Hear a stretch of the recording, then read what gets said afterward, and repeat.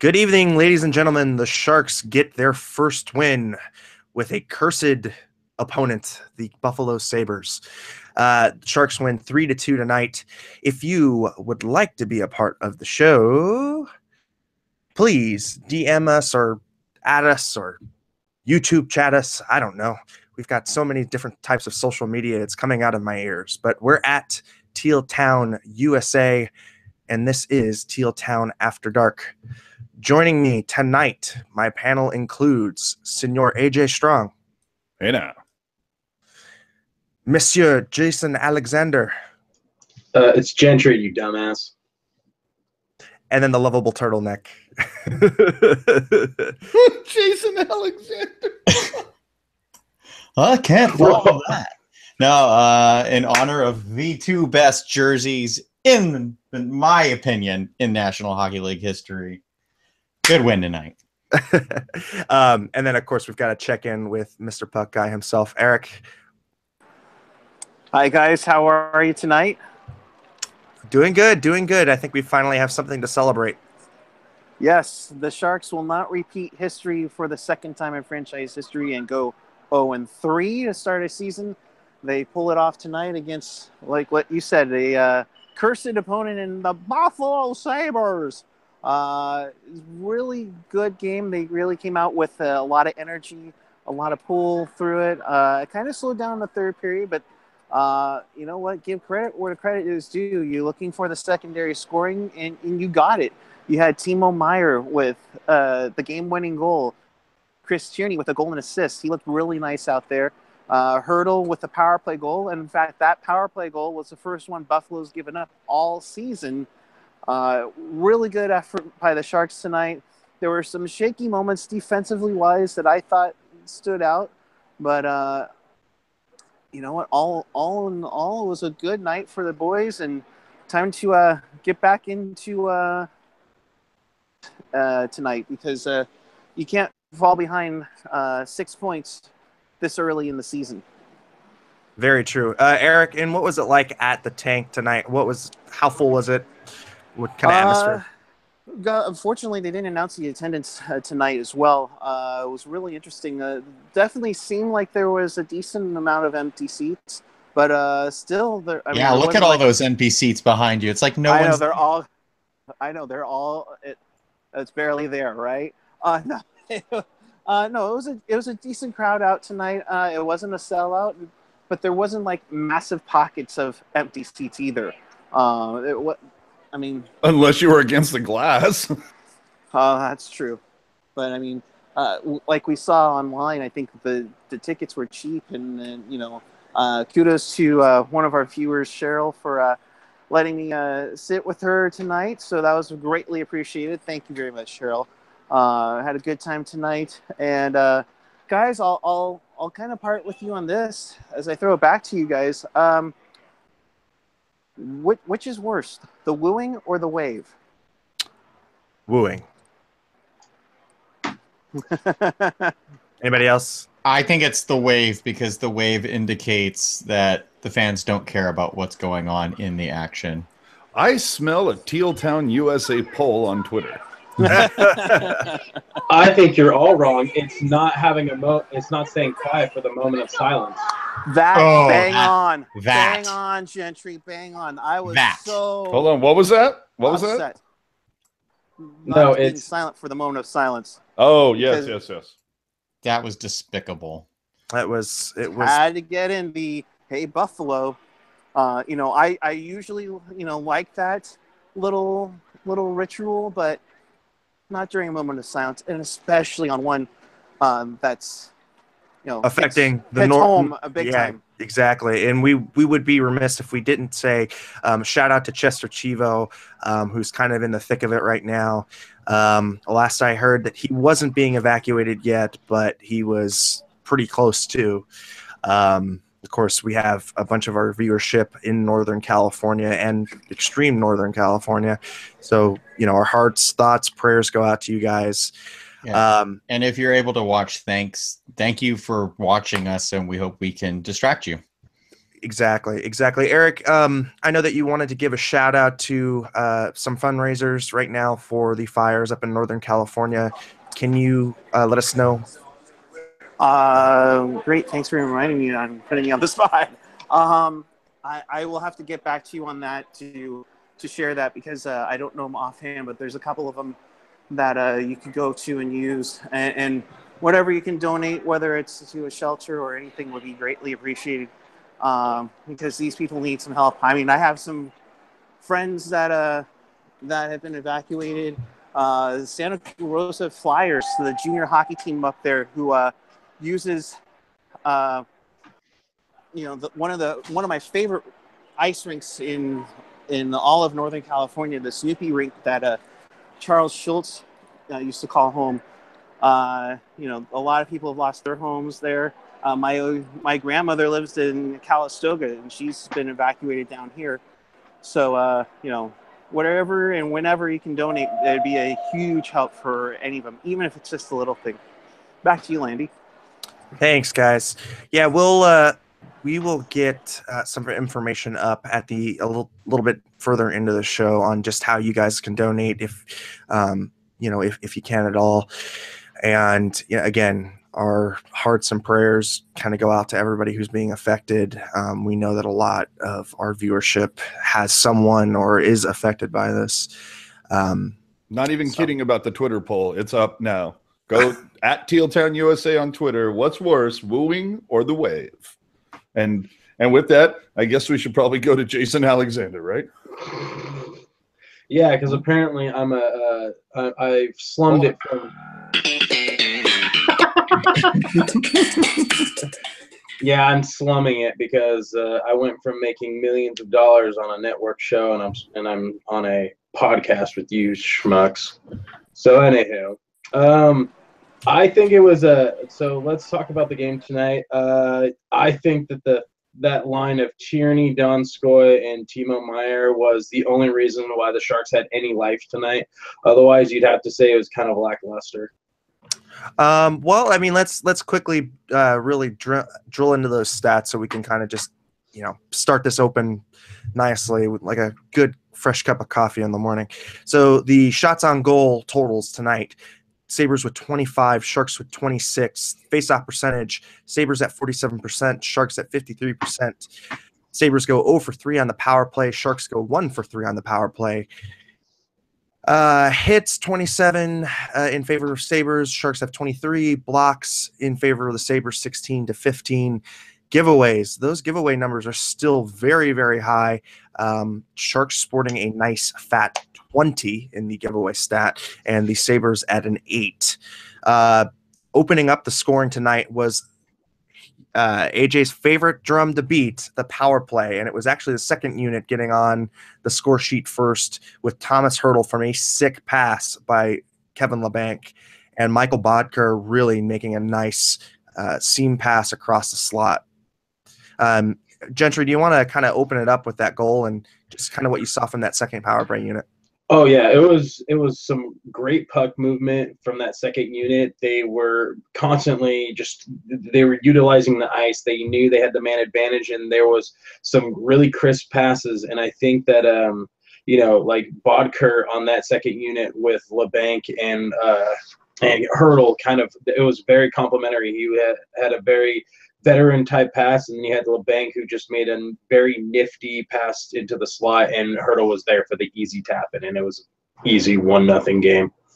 Right. Lacy, what did you think on that first power play? Well, I think what was great about that goal was the fact that here you've got Tomas Hertl, who's at times been criticized for playing too soft, even by the Sharks' own commentators on air at times.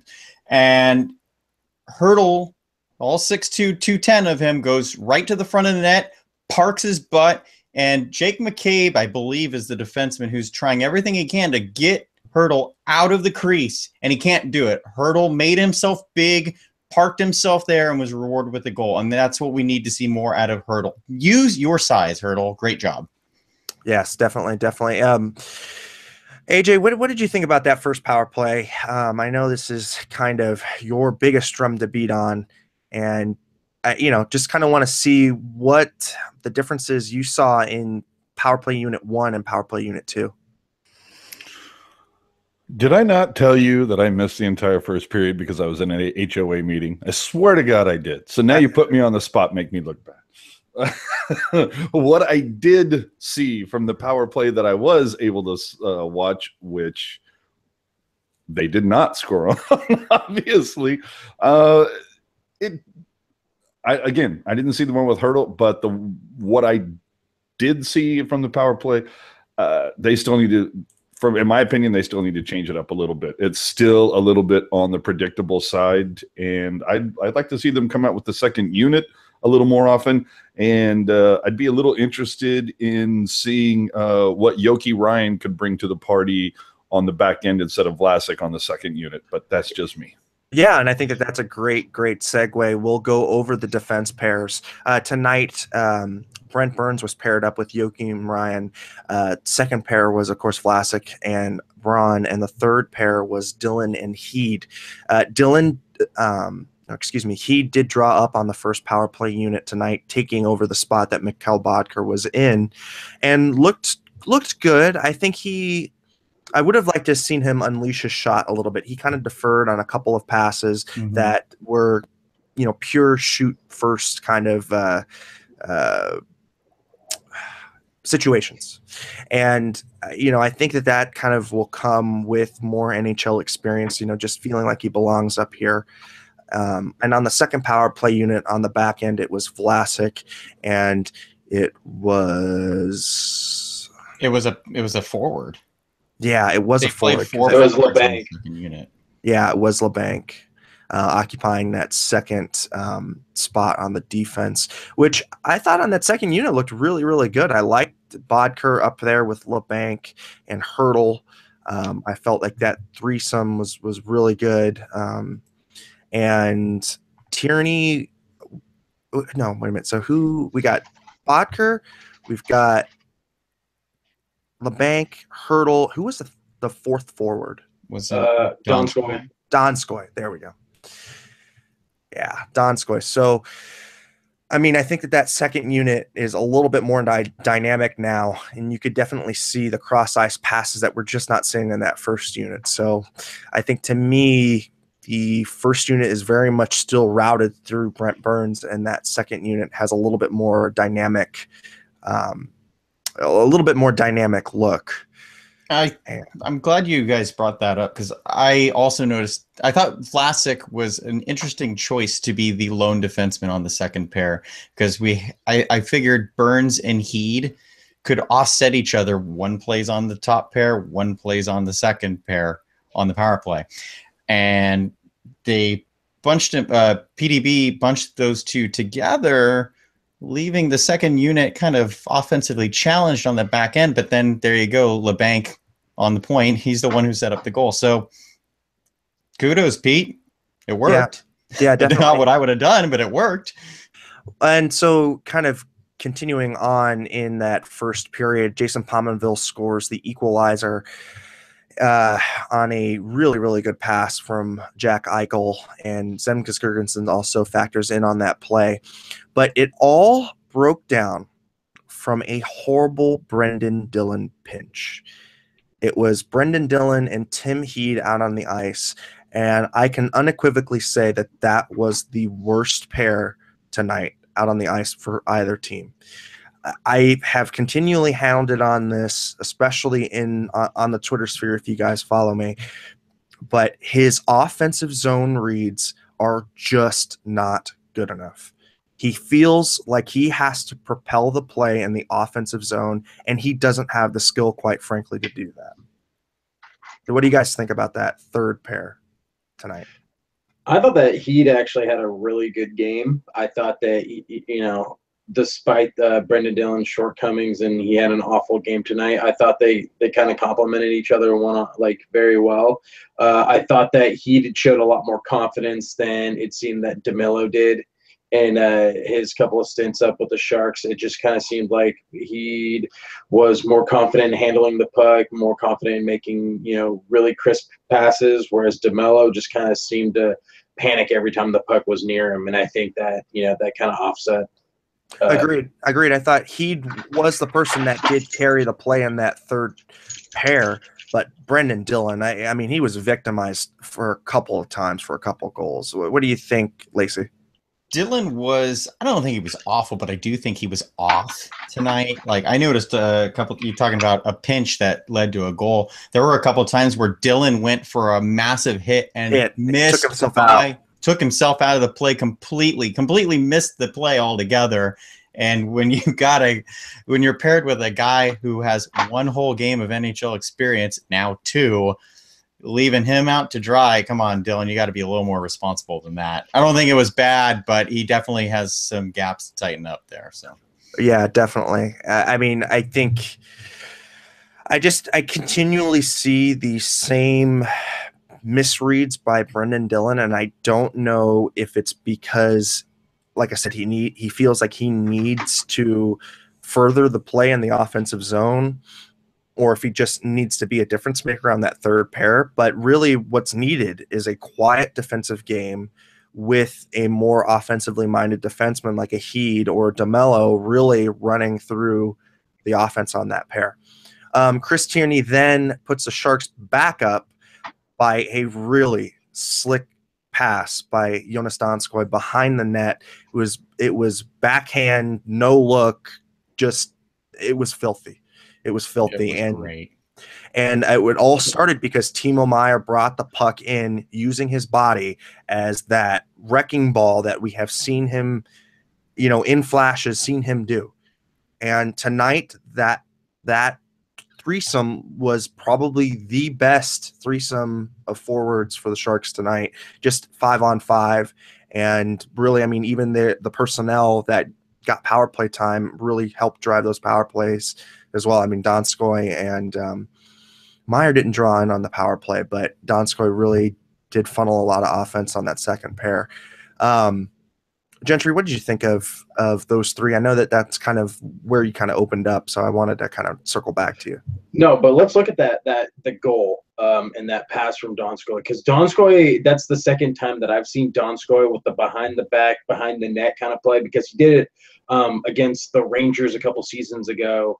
And it was Joel Ward that got the goal on that pass. And I think that, if you allow Donskoy, because he's a very creative playmaker, and if you allow him to be kind of creative and play his style, I think you would see him produce a lot more points. But also he needs people to complement his style. And I think with Chris Tierney's kind of hockey sense and IQ, and then you've got like the power forward that is Timo Meier, I think that those three kind of together are very, complementary, because one can go to the net, one can kind of read the plays very well, and then you got one who can set it up, and and good things tend to happen when you have a good mixture and good chemistry like that.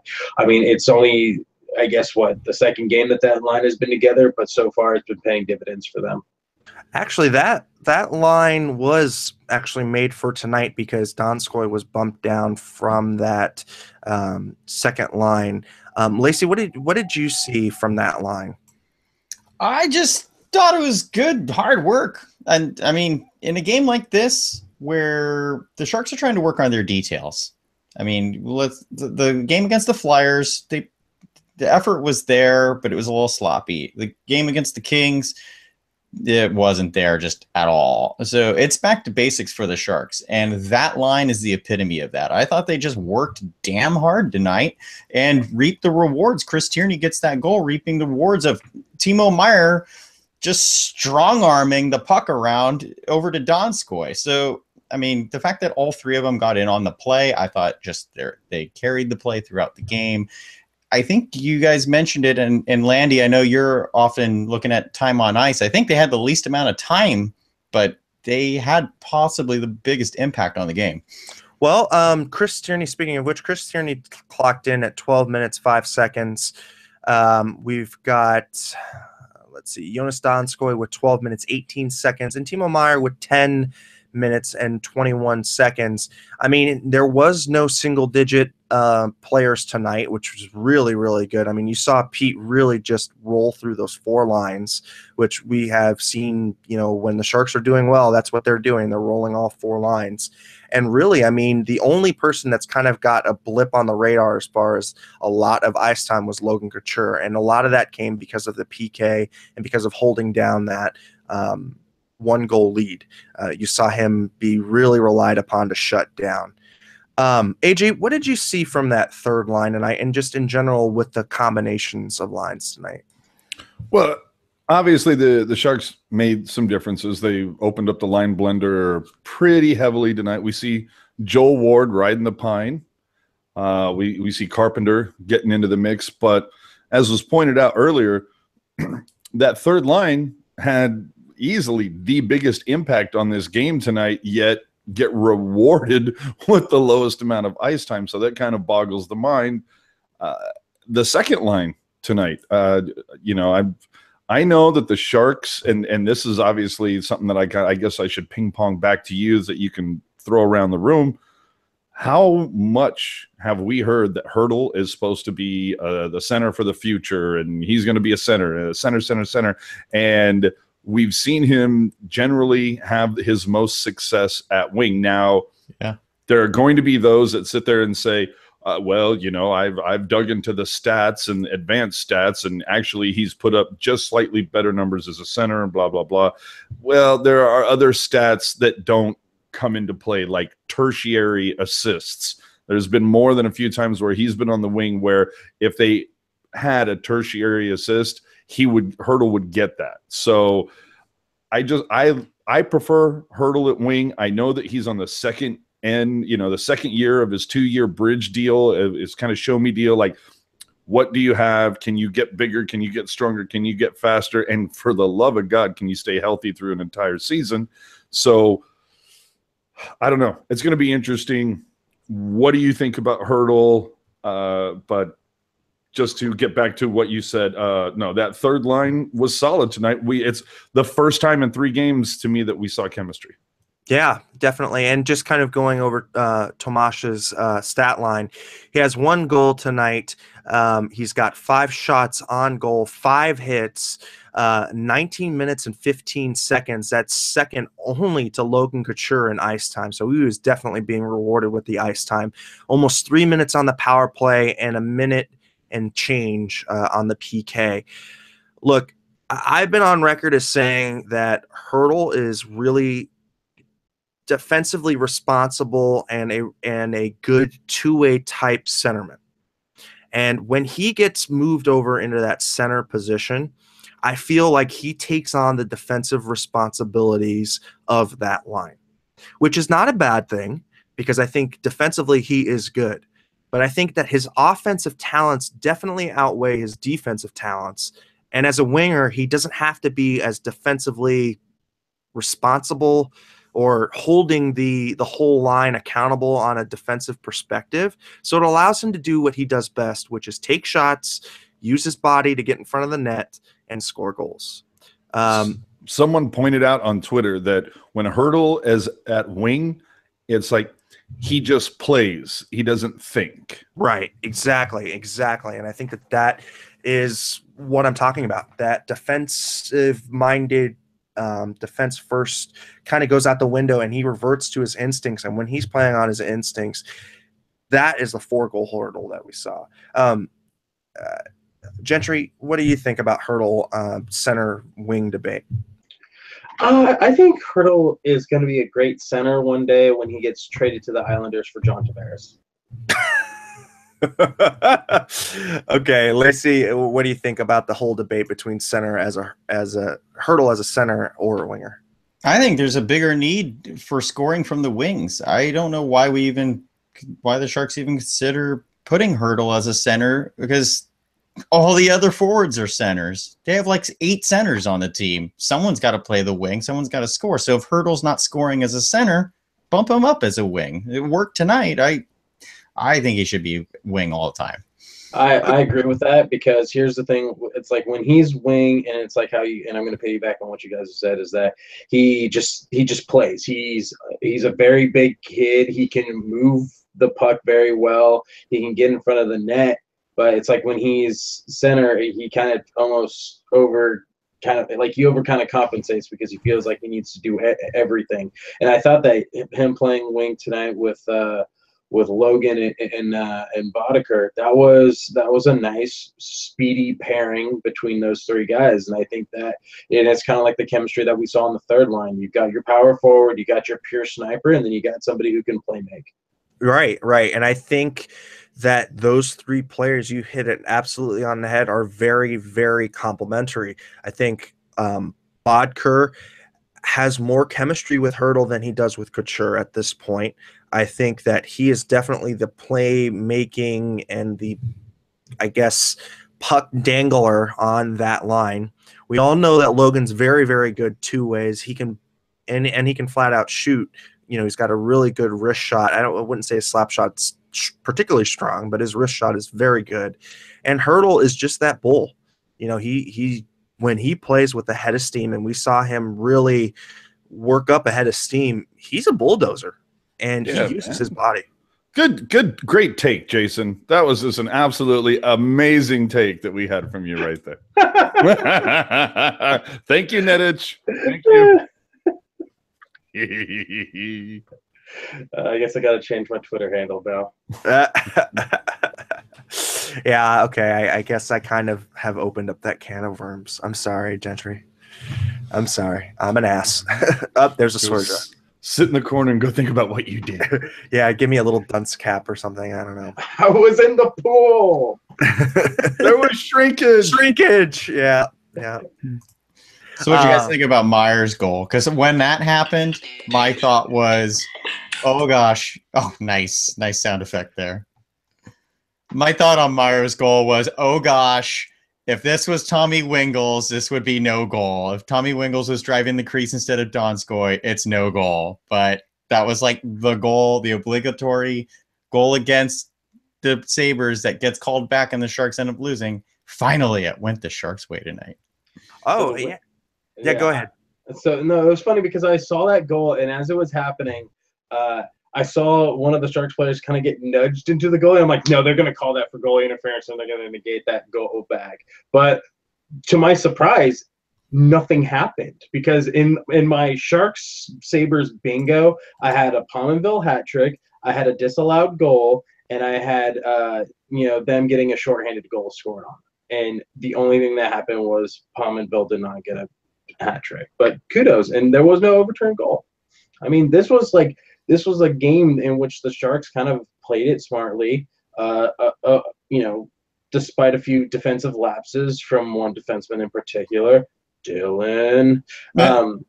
They had a pretty solid game, for the most part. So, I mean, kudos. They won. I also think that, well, first off, before we kind of get into the other thoughts that I was kind of had floating in the head, would you please mind subscribing? Somewhere down there, there's a little red button. We're trying to get to 1,000 subscribers this year, 2018. We're doing our pledge drive for subscribers, but we're trying to get to 1,000 subscribers this year. And if you know of any person or just anybody in general that's looking for more Sharks content, more Sharks coverage, a freaking post-game show after an NBC game, we're it. We do this every night. We do it because we love it, but we've got some really, really good insight and panel members who kind of just really break down everything and know a hell of a lot more about this game than I do, for sure. But yeah, if you would not mind, that would be awesome. I'm also going to put up the catch us just so everybody knows where you can find us. We are on iTunes, Google Play, SoundCloud, Stitcher, TuneIn, YouTube. I mean, if you've got an account somewhere, we're on there, I'm sure. Anyhow, like I said, it really helps us out, and we are looking for that 1,000 subscriber this year. And who knows, we might have something in the bag of goodies for that 1,000 subscriber. And get your Teal Town swag at Bring Hockey Back, by the way. Teal Town USA. Definitely. Kind of now rolling along, we touched on Timo Meier's goal. We didn't really say that Jason Pomerville opened up the scoring in the second period. Again, another sick Eichel pass. Man, that kid is really good. You can almost say he's worth $10 million. I mean, that's one way of putting it. And I don't know that we've even opened up and discussed about the new contract for Eichel. Personally, I mean, I would say he's definitely a notch below a Connor McDavid, and I would say he's probably on par with Austin Matthews. And, Matthews is going to ring that bell in Toronto. And quite frankly, $10 million is going to be the going rate for a young superstar in the making center. I disagree. I think if anybody's just a scooch below Connor McDavid, it would be Austin Matthews. I think Austin Matthews plays a complete game, and I think that we haven't really seen all of Eichel's potential yet because he hasn't really played a full season. He's been kind of injured here and there, but it's like I think that Eichel is a superstar, but I think that Austin Matthews is just like in a tier just below Connor McDavid in terms of like skill set and ceiling. Well, I mean, I think for me at least, what kind of propelled me to say that this is a superstar player in the notch of Austin Matthews was after that injury last year, he was a point per game player. And I mean, he was really, really good on a bad Sabres team. And I mean, it can't be understated. People that really drive the team's success on a horrible, horrible team. So I think that there's going to be a really, really good player there. And I hope that the maturity comes because I still think that he's got a little bit of maturity issues. And, people are going to say, oh, the coach killer or whatever. But I think on some level, he's going to have to really figure out what it is to be the leader of a room and really kind of shed that, not frat boy mentality, because I don't think he has it that bad, but still a little bit of, kind of reminds me of a young Sidney Crosby where he's just very, thinks that everything it should come to him easily. What do you guys think about Eichel's attitude and just the contract in general?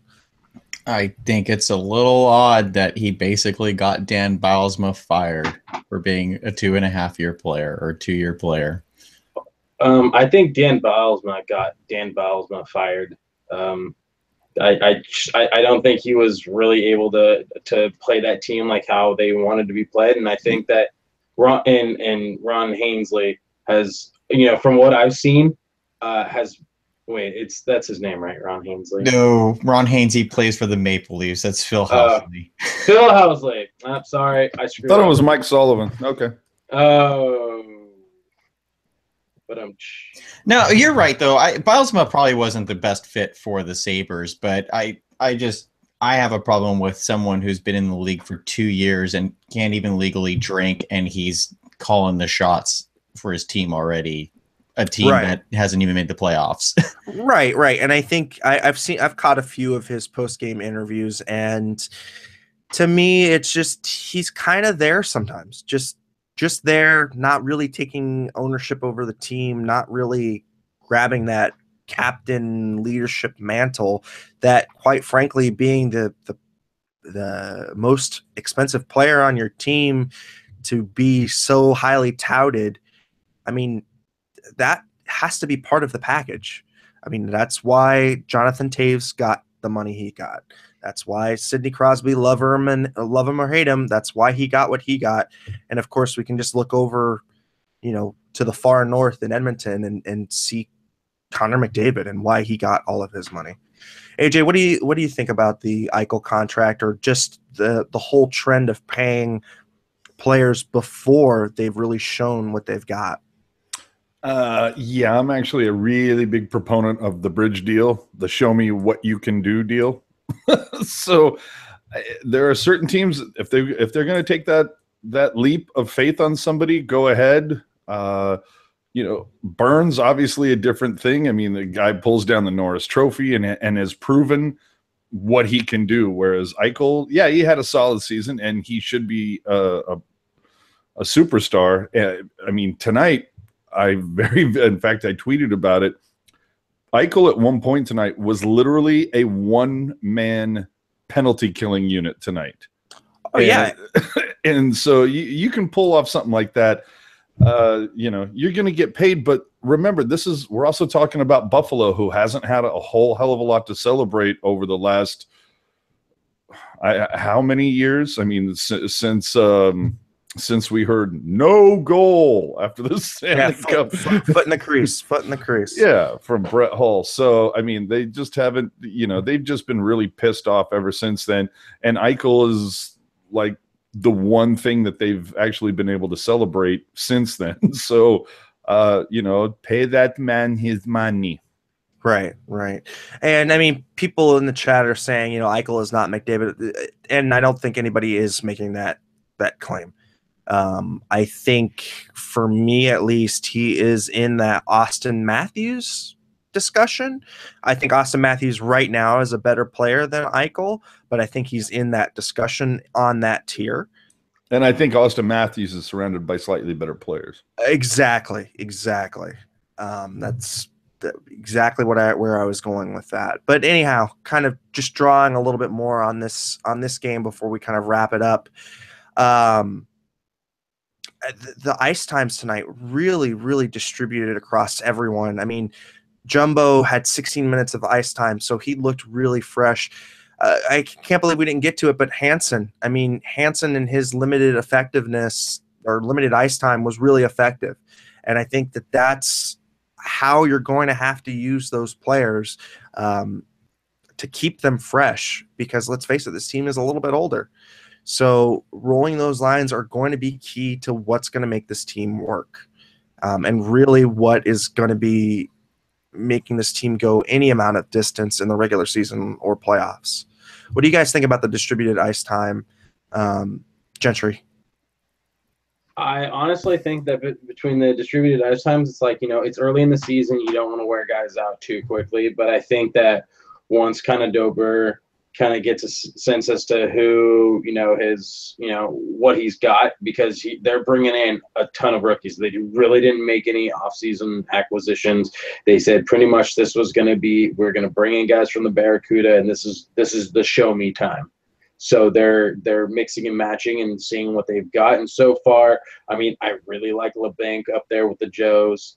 I think that, that third pairing of Tierney, Meier, and Donskoy is effective. And I even really like that fourth line with Carpenter on there. I think that was really effective. They showed a lot of speed, and they were able to just kind of move the pucks out and get pucks out quickly and provide a lot of energy. So yeah, and they weren't hemmed in their own zone, which I really liked. And when they were really defensively responsible. You kept seeing Carpenter with a lot of good back checking, a lot of good stick checking, and tonight you definitely saw the sticks in the passing lanes. I mean, I cannot remember how many deflected shots that we saw tonight that we just did not see in the LA game and did not see in the Philadelphia game. I mean, these guys were really, really stingy, and they played the Peter DeBoer style of Sharks hockey.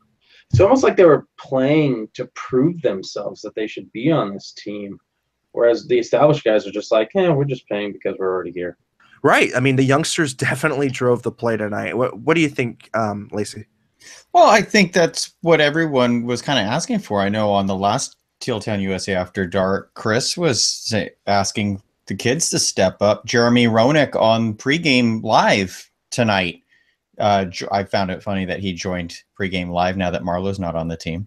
But Jeremy Roenick was saying, where are the kids? Brian Lawton on NHL Today, or whatever it's called, the Day Show, He said the same exact thing. Where are the kids? Tonight we did see the kids step up for the Sharks. I really liked the Carpenter line with Carlson and Hansen. Hansen's obviously the older player on that line, but I thought they all drove play effectively, forecheck fine. I'm glad to see that the kids stepped up tonight, because that's always been the knock on DeBoer, is not giving the kids a chance. Tonight he gave them a chance, and they did their job right. Yeah, AJ, I want to quickly get your opinion on just the kids in general, where they were deployed, and just the overall, I guess, filling out the lineup and just kind of putting a bow on this game. Well, it's funny you bring that up, just because we saw, or at least we heard over the course of the first two games, that DeBoer likes his pairs. It's the Joes, and then it was Couture and Donskoy, and then it was Hertl and Meier, and then it was Tierney and Carlson. And then you're going to take the other people, whether it's LeBanc will plug him in the first line, Bacher will go in the second, Hansen will go in the third, and Ward will go on the fourth. And DeBoer, looking for a win after being the only team that had not gotten a single point in the NHL after the first week of hockey, was looking for something. And instead, we're used to the Hertl Meier on the third line. Well, instead, Hertl gets bumped up to wing, so now Meier is paired with Tierney, who we're used to seeing on the fourth line, along with Donskoy, who we're used to seeing on the second line. So line blender in full effect. If anything, the thing that shocked me tonight was seeing I didn't expect DeMello to go on the bench tonight, but then again, you think about, righty-lefty matchups on defense. Ward getting the bench tonight. I don't know if it was Lacy or Jentry. One of you guys kind of touched on it. I think DeBoer's key this year needs to be giving the kids some more opportunity. You saw what the third line did tonight, despite getting not a whole hell of a lot of time on ice. And I know, Landi, you said that you thought Jumbo was good tonight. There was a couple times where it felt to me like it looked like he was laboring a little bit. Maybe that's just me, but I think DeBoer needs to take advantage this season, give the kids some more time, and maybe dial back Ward and Thornton and even Pavelski just a skosh. Just a skosh. Just to keep an eye on the older fellers and save them early on. Give these kids a chance to blossom, and then you can really see maybe what you have come Valentine's Day, and as the push really starts to go, you give the young guys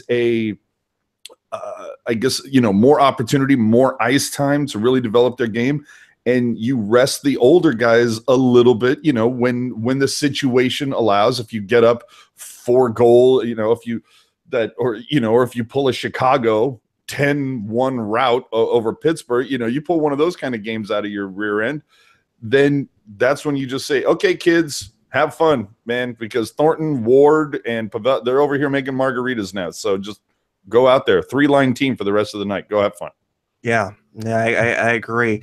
And I think that is a really good way to kind of wrap up the game. Again, the Sharks win 3-2 against the Buffalo Sabres. Just all in all, a really good defensive game. I kind of wanted to shift the discussion a little bit towards the national media. And when I say that, there was an article that came out today about Peter DeBoer being on the hot seat, and Peter DeBoer having the highest odds, I guess it's a Vegas odds, of who will be fired first. Now, I don't know about you guys, but I've thought that Peter DeBoer has kind of does get stuck in his ways, but overall, the overall style of play is what the NHL is trending to. I don't think he deserves to be there. I think Paul Maurice definitely needs to be in front of him. But what do you guys think? I know, AJ, you had a point that you wanted to get to. Yeah, we'll do it after this. It's off this topic. But okay.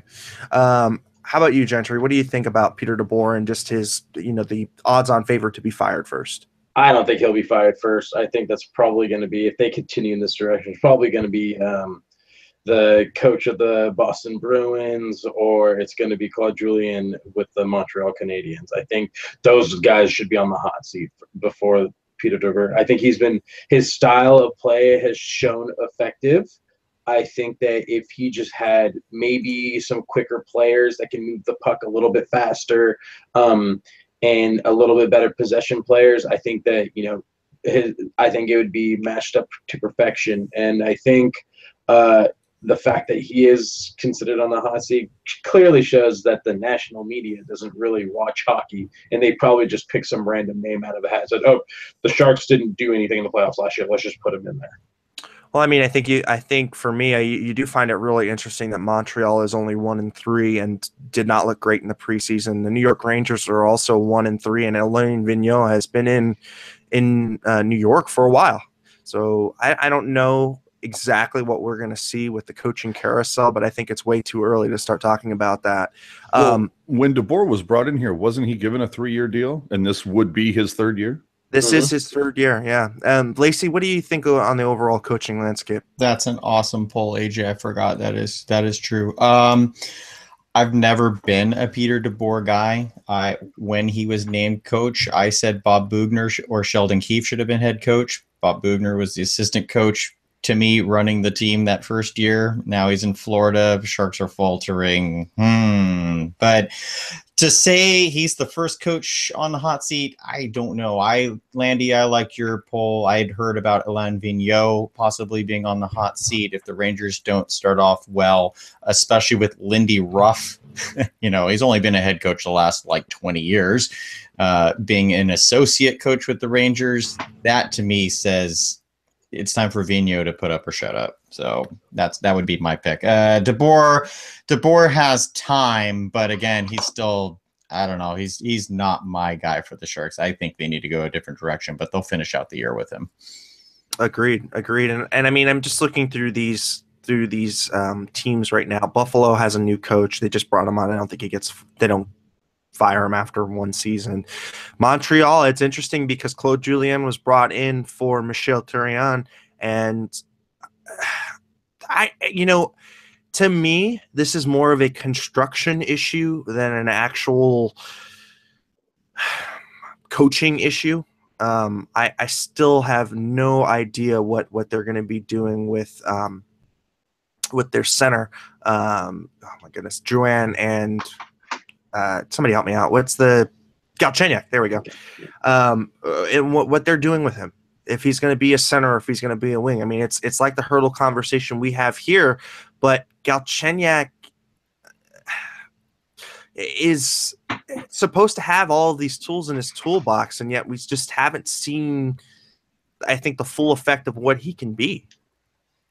Galchenyuk is playing left wing again, right? And he's been playing left wing on the fourth line. Oh, okay.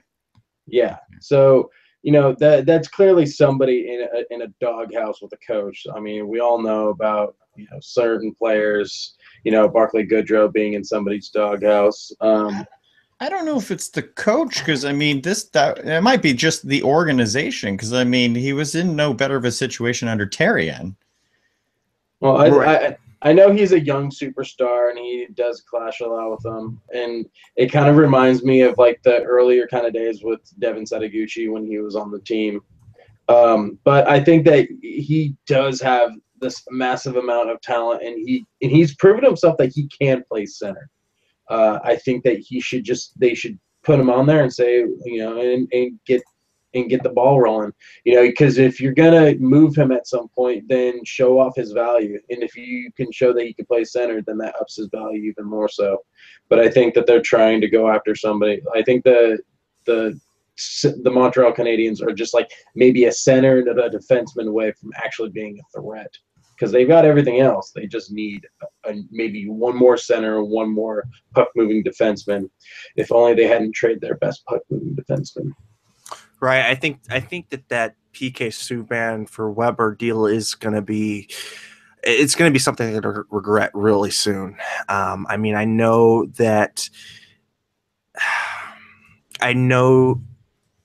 that was done for a win now kind of mentality and to really beef up the back end of Montreal, but it's just made them so slow. And we saw that it was more, that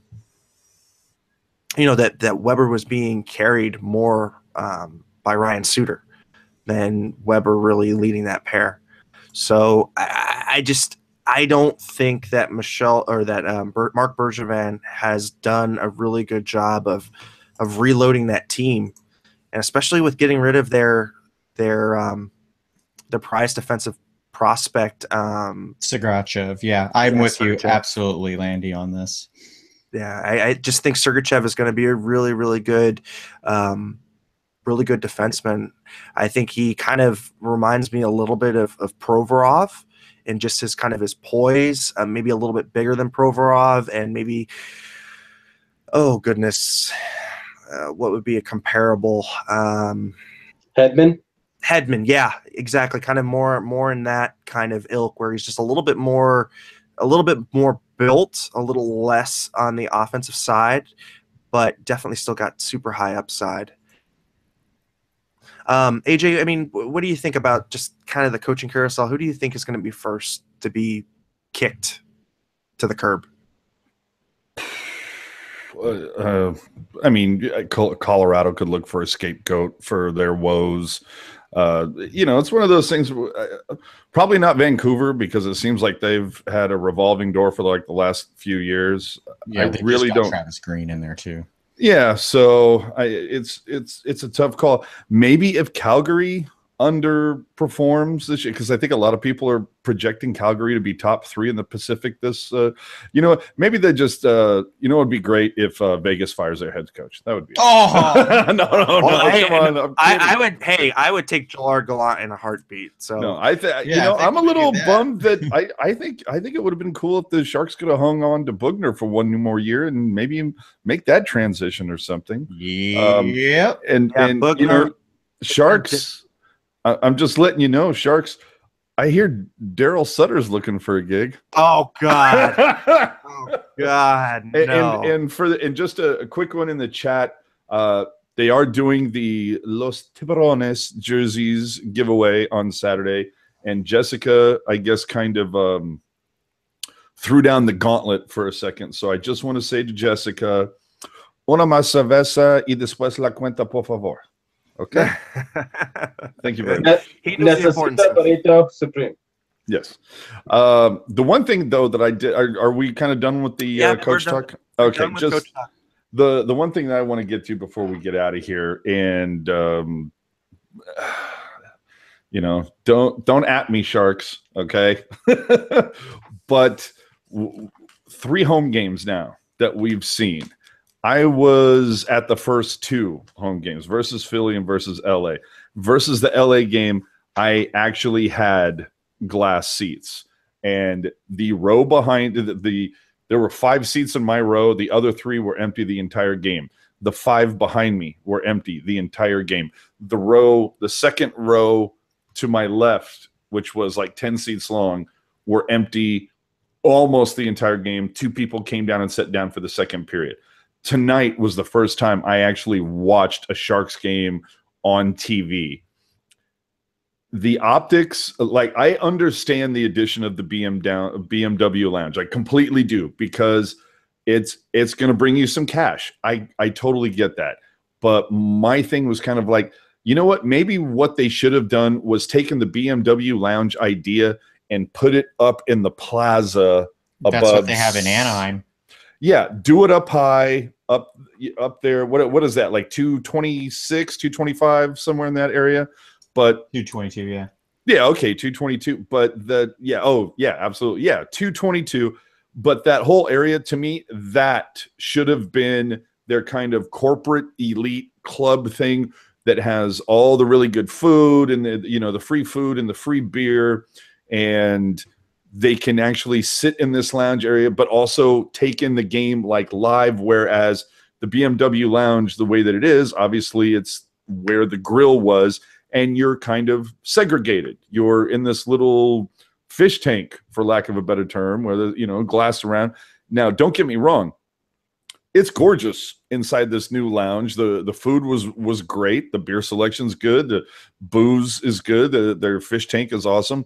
But the thing is, everybody loves a shiny new toy. And if the game is not looking good, which last Saturday versus LA clearly was not, especially halfway through the second. In fact, the people behind me at the LA game were literally heard them say with about 8 minutes left in the second period versus LA, they said, "Oh, to hell with that. We're going to go get some cookies and hang out in the lounge." You know, because it's free food. Well, not free. It's built into the ticket price because the prices are a lot higher than they used to be now for those seats.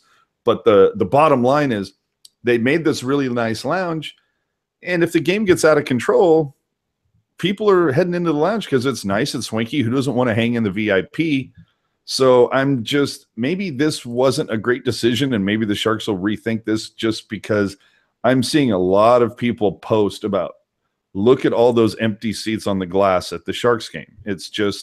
And while they very well may be sold, it's, you know, I'm just saying it's not a great look. And I do also find it a little interesting that Puckguy pointed out that tonight they did not announce the attendance. And That's 2 games in a row. I was going to say, I was at the game versus LA. They did not announce the attendance, but versus Philly, they did announce the attendance. They did, okay. But it was, quote unquote, a sellout. And once again, I go to the fact where I saw some banks of empty seats, but those tickets could very well actually have been sold. You know, those seats were purchased, but those tickets just weren't used. You know, I really wish they would put up a graphic that says, you know, tickets sold and then tickets scanned. You know what I mean? But of course, they're never going to do that because, once again, optics. You can spin the story this way. There you go. So I wonder how that's going to work out. It's just something that I kind of have in the back of my mind. So when you see those empty seats against the glass, it's not that they weren't sold. It's that lounge is a really, really nice place to hang out. All right, well, let's go ahead and start wrapping this up. The Sharks win 3-2 against the Buffalo Sabres. Their next opponent is going to be the New York Islanders at home at 7:30. This is a NBC California game, so don't have to worry about stupid back-to-backs or anything like that. But anyhow, do you think Tavares just gets left here? Please. But anyhow, guys, just where can we follow you guys? And yeah, pimp your stuff. AJ. Well, my name is AJ_Strong on Twitter and on Instagram. And if you didn't know, it was Black Friday or Black Thursday today, bitches. Black Armor Thursday. If you didn't recognize, we're all wearing the black jerseys. But yeah, that's where you can find me. And new Pucknologist episode. We had technical difficulties this week, so we're going to supersize the episode for you next week. Hope you enjoy it. Great. Gentry, where can we find you? What kind of stuff do you have to pimp? You can find me atjalexander46 on Twitter, at jalexander46 on Instagram, Tinder. You can find me on there. No, I'm just kidding. Let's see. I've got stuff in the works. I can't really announce it quite yet, but could be some stuff coming out fairly soon. So keep your eye out for an announcement on the website or on this very show. So keep an eye out. Awesome. And Lacy, it was great to have you back with us. Can you just let us know where we can find you and pimp your stuff? Well, you can find me at tomorrow night's home opener for the San Jose Barracuda, starting at 7 o'clock. There's a banner raising ceremony for the Western Conference regular season champ. I thought we got over this regular season banner stuff, but Western Conference champions in the regular season for the Barracuda, that's going up tomorrow. I'll, of course, be there in my turtleneck and my orange jersey, and it's going to be awesome. And, of course, they've got the promotions with the $2 beers and $1 hot dogs and whatnot for opening night. So check that out. I'm at Kevin Lacy 22. You can find me on Twitter, tweeting Randy Hahn about, are you going to do a rec generette on the Sabres broadcast if Jason Pominville scored? So you can basically blame me for Pominville scoring twice. So just for that, you can add 2 more to the population of Thanks for having me, guys. Oh God, it's just as bad as Puckguys, maybe worse. Dude, I didn't realize that was contagious. Yeah, it's contagious. I'm Eric Landi. You can find me on Twitter at Eric Landi. You can also find me on Instagram at landy.eric or eric.landy or Eric Landi. I don't know. But anyhow, on pretty much any social media, it's first name, last name, or last name, first name. I make no qualms. People can find me anywhere. I have nothing to hide, and you guys can all follow me or follow at Teal Town USA. And by the way, please subscribe and use one of, I guess, the following locations to find us. You can find us on iTunes, Google Play, SoundCloud, Stitcher Radio, TuneIn Radio, and of course, YouTube.